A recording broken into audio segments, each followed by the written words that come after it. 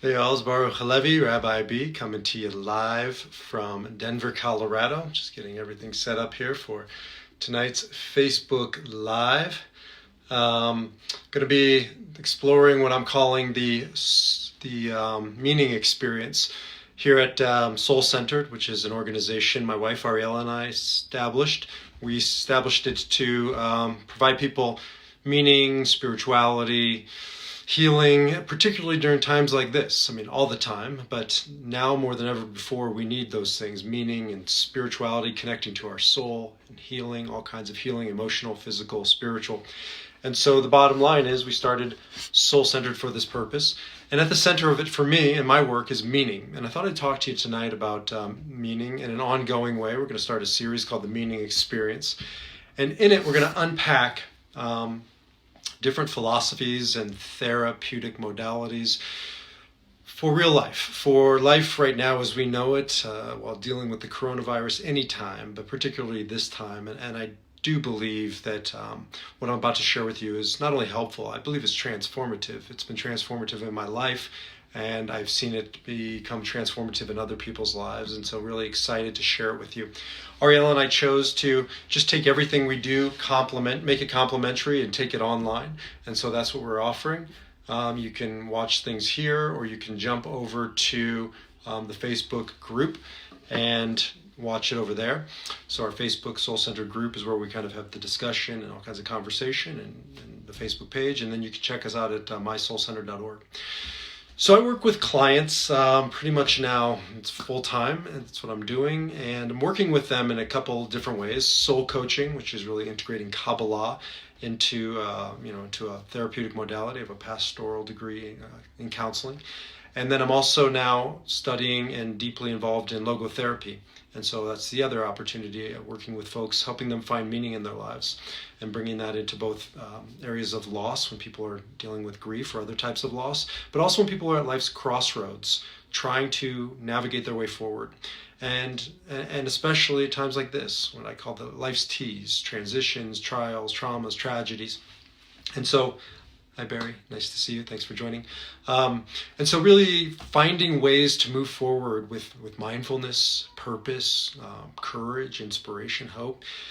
And for me, I always turn to Dr. Viktor Frankl, author of Man's Search for Meaning. I'm sure many of you who will watch this have heard of Man's Search for Meaning. I have the newer version of it. The older one was probably the more kind of iconic. It's a picture of him in a kind of a royal blue setting, but either way, it's the same book. Man's Search for Meaning, I believe it's top 10 on the Library of Congress most important or most read books. But the bottom line is it is a deeply important book. It's about Dr. Frankl, who was born in the early part of the previous century. He was a Viennese psychiatrist who established what's called logotherapy. Logotherapy also became known as the third school of psychoanalysis, psychotherapy. It was Freud, Adler, and then ultimately Viktor Frankl. His never quite caught on like Freud, of course. Everybody knows Freud and Adler, but I believe more relevant now than ever before. And I think when I talk to clients and guide them forward using logotherapeutic techniques, it just resonates deeply because it's about meaning. I mean, that's at the center of what Dr. Frankl stood for. I guess if you were going to boil down logotherapy, logos in Greek means meaning, and so it's meaning-centered therapy, and that's really his thesis. He borrowed a lot Nietzsche's famous quote. He adapted it, but basically says, those who have a why to live can endure, can bear almost any how. And that was Dr. Frankl's thesis, not only in counseling people, but in life. Dr. Frankl was rounded up during the Holocaust, like Jews of that time, almost all of the Jews. And he ended up in 4 different concentration camps. Dr. Viktor Frankl is what we're talking about if you just joined us. Watched almost everybody he loved, murdered by the Nazis. He was a therapist, a psychiatrist prior to the Holocaust. So he didn't invent this way of kind of living and thinking in the Holocaust, but he did test it out there. And that's why I love turning to logotherapy, again, meaning-centered therapy, in both my own personal life and journey, but also in guiding other people through all kinds of life's trials and traumas and tragedies.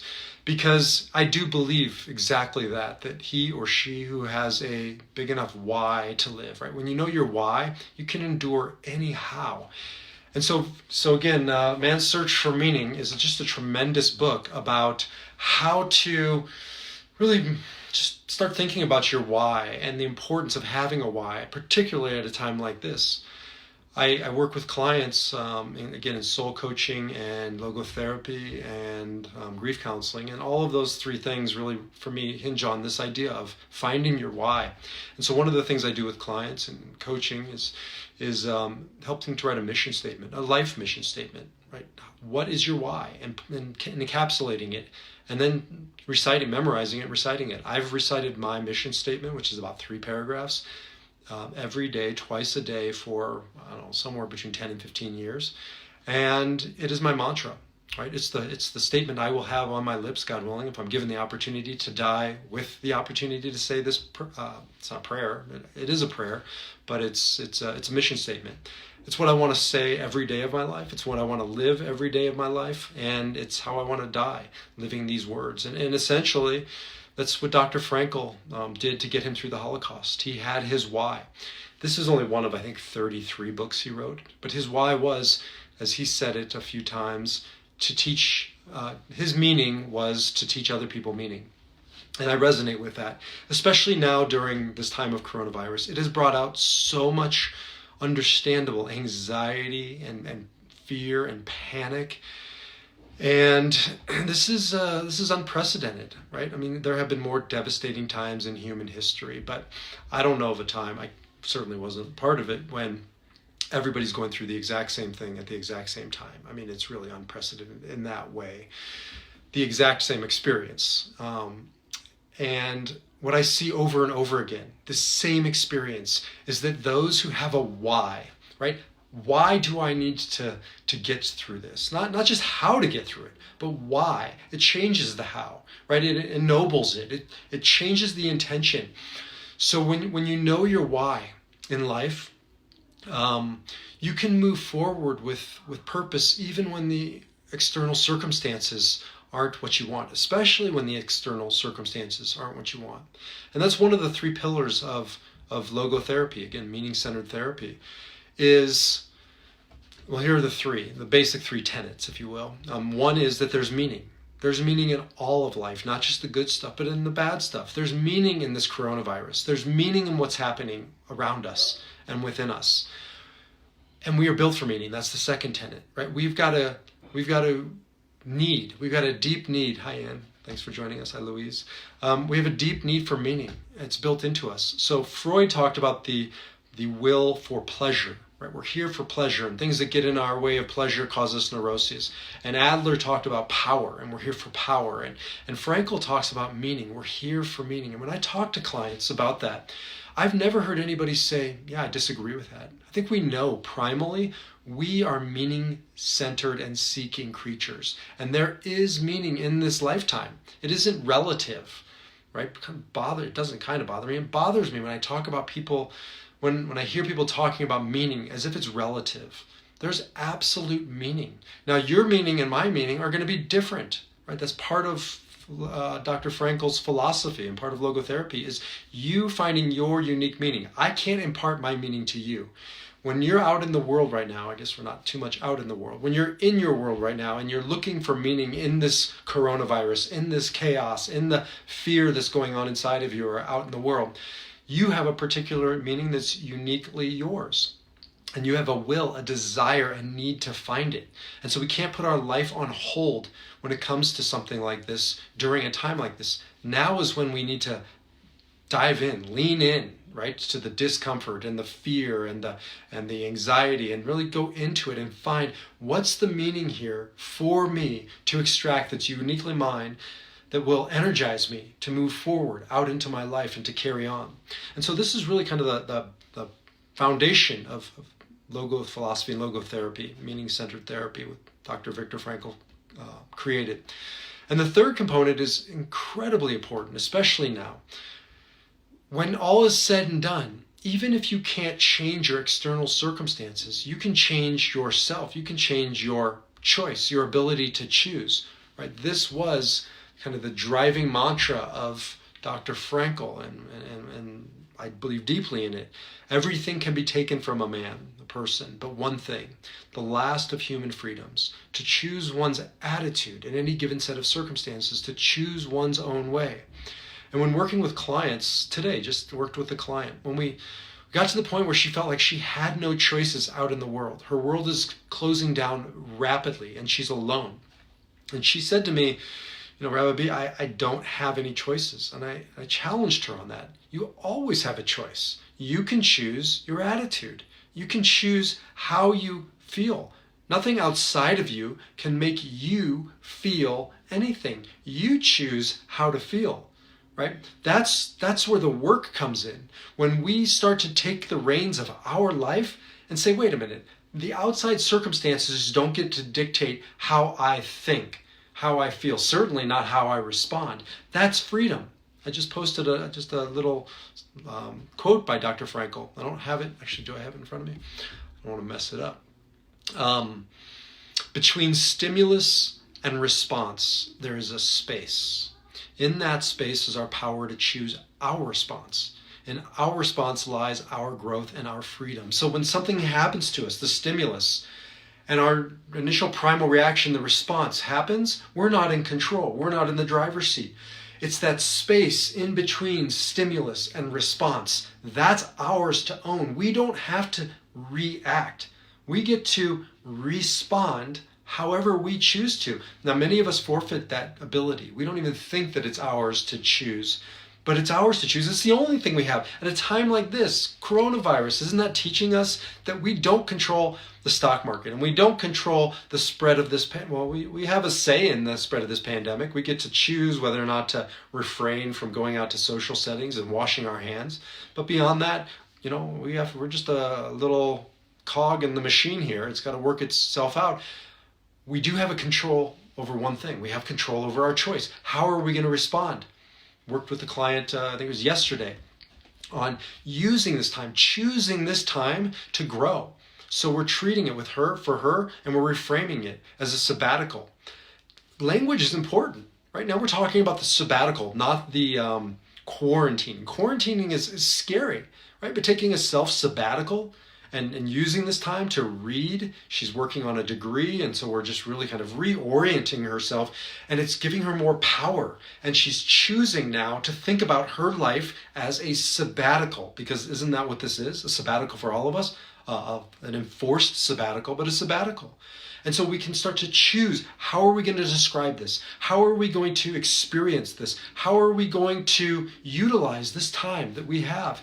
This time is a gift. There are always blessings in everything. I don't care what you're talking about. Dr. Frankl, in the Holocaust, he found blessings. He found moments of beauty, of truth, of goodness. He writes about it. Again, you've got to read his book, Man's Search for Meaning. The first half is his narrative of his journey through the Holocaust. The second half is his logotherapy, his psychoanalysis in a nutshell.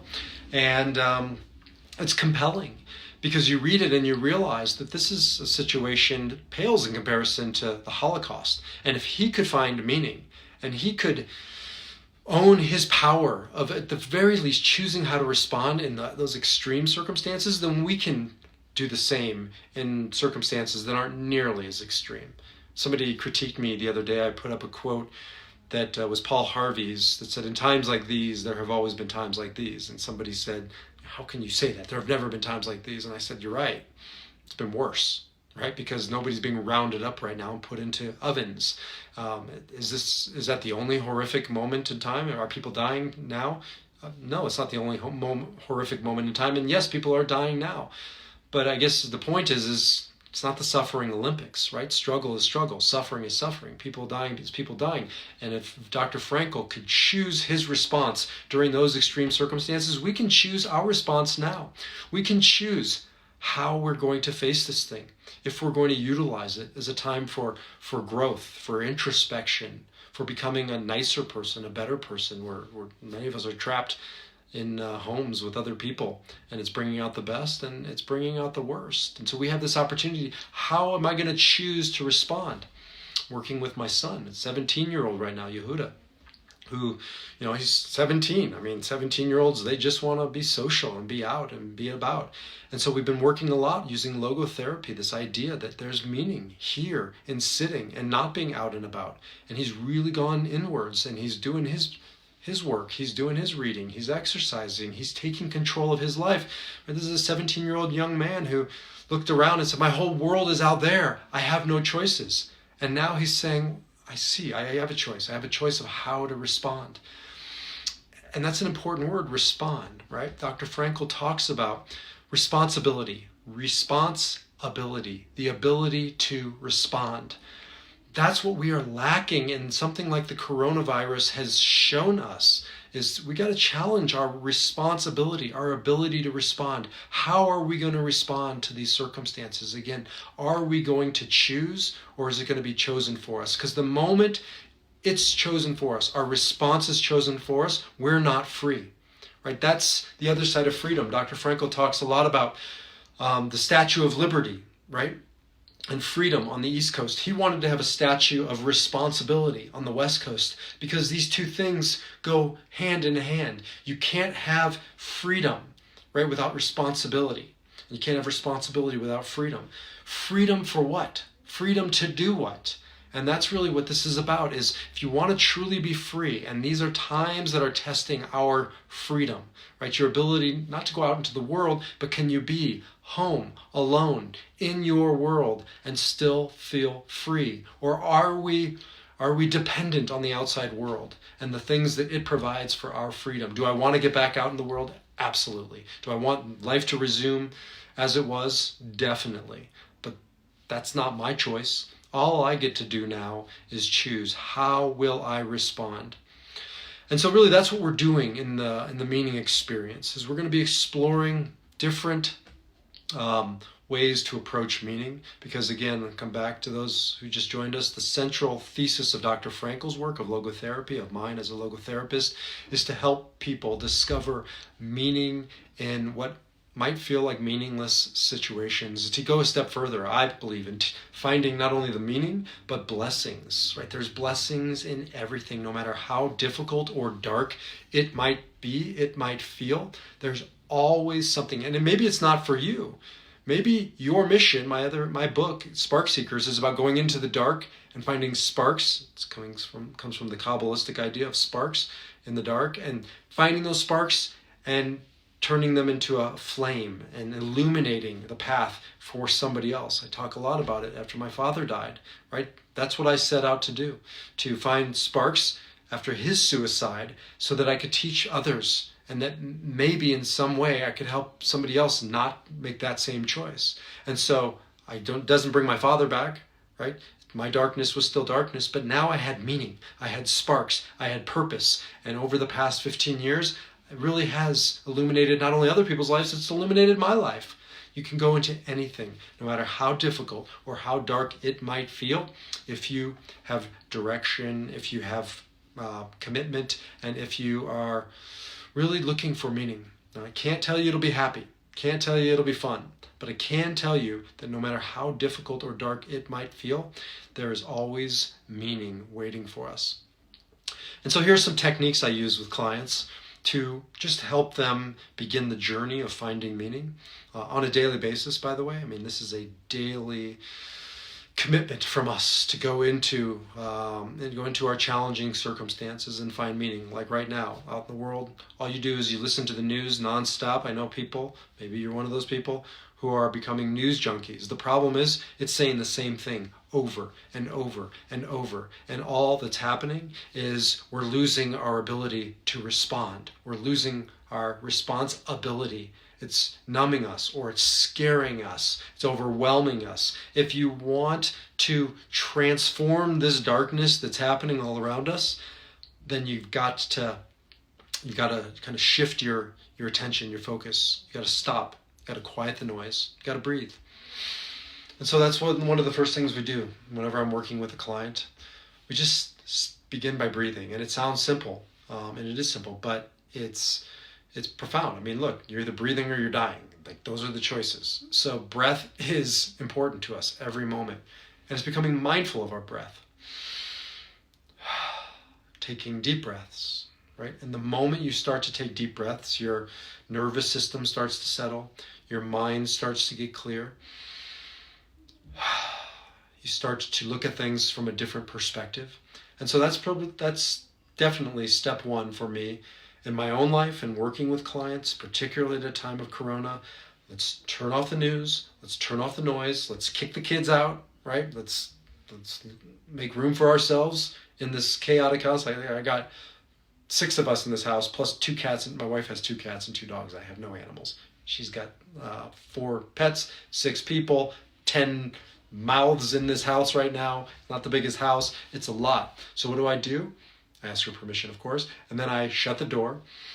I sit and I breathe. Why? Because the act of sitting and breathing is restorative. The word for sitting in Hebrew and returning are the same word, lashevet and teshuvah. And so when we sit, we just start returning to ourselves. We take back some of the noise and some of the anxiety that's coming in from all around us, and we quiet ourselves. And again, this is all about quieting, centering, so that we can find meaning in this situation, meaning in this chaos, and it's there for us. But we can't find it if we can't hear it, if we can't see it. And so step one is we stop, we sit, and we breathe. Another tool that I use once I'm sitting and breathing is I start to take stock of what is right. You know, right now it's so easy just to focus on what is wrong. It's deeply important. This is one of the things I do with my clients.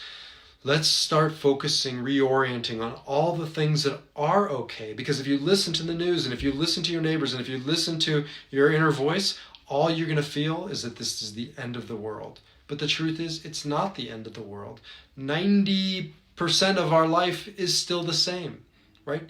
The same stuff is going on inside of you that was going on before. Now it's just more pronounced. So you can't go to the store, right? But your relationships are still the same relationships, and so much of it is the same. So we need to take stock of what is still the same, what is still good, the roof over your head, the food in your fridge. If you're lucky enough to have it, the toilet paper. It's hard to find these days. But you focus on what you have, not what you don't have. So you stop, you breathe, you reorient your focus, you become grateful. And when you become grateful, right, gratitude starts to build on itself and starts to change the energy. You want to change the way you're feeling in the corona scare? Then stop and breathe and take stock of what is good and what is right and what is whole. Another important tool that I use for myself and working with clients in logotherapy is to not go backwards and to not go forwards. We go backwards and we will project forwards, but by and large, we start with right here, right now. I draw more of that from my Kabbalistic training and longings. I just love Kabbalah, Jewish mysticism. In Kabbalah, we're taught the name of God is not G-O-D, right? G-O-D is not the name of God. There's many names of God in the Bible and mystical traditions, but the primal name for God, at least in the Bible, is Yod-He-Vav-He, sometimes pronounced Adonai. It's a mispronunciation. The best way to pronounce the sound of God, the name of God, is the sound of the breath. Right? And another way to think about it is presence, right? Haya, Hoveh, Yehiyeh. These are different permutations of presence. So what are we saying? That God, the divine, is in the present, right? That's all that there is. There is no future. There is no past. Where is it? When we start going into the past, we start losing ourselves in thought and fear and projecting into the future, especially now with coronavirus, right? Overwhelming. We get present. We stop. We sit. We breathe. We focus on what is around us right now. We focus on the present. And we start to take back the reins of our life. And that's what this is about. And that's why I'm a student of Dr. Viktor Frankl, again, Man's Search for Meaning. I'm sure many of you have heard of this book. And that's why I practice logotherapy. That's why I bring it into my own personal life. That's why I lean on it at times like this, because this is a therapeutic modality of taking back our power, right? And how do we take back our power? I just gave you some tools to do that. That gets you to the kind of the place of what we talked about in the first part of this, which is finding meaning. Finding meaning, and maybe the meaning is simply, I am not going to let this coronavirus dictate how I live. I'm certainly not going to let it dictate how I live on the inside. The outside, yes, we got to do our part. We got to social distance. We got to stay away. But that doesn't mean we have to live with that distance. It doesn't mean we have to live in a place of anxiety and doubt and fear. And that's what this is about. This is about taking back the reins of your power. The only thing that you have control over is the ability to choose. How will you respond? Responsibility. And so that's my hope and my prayer for all of you.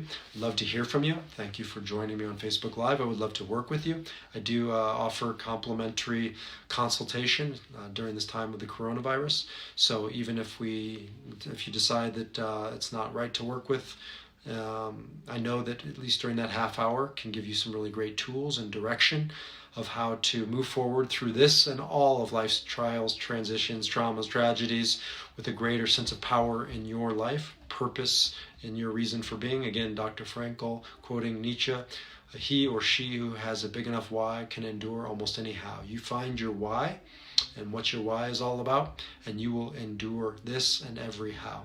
And so be out there. Don't be out there. Be in here. Be safe. Be responsible, and live with a sense of purpose and freedom. God bless. Take care. Shalom, salam. Namaste.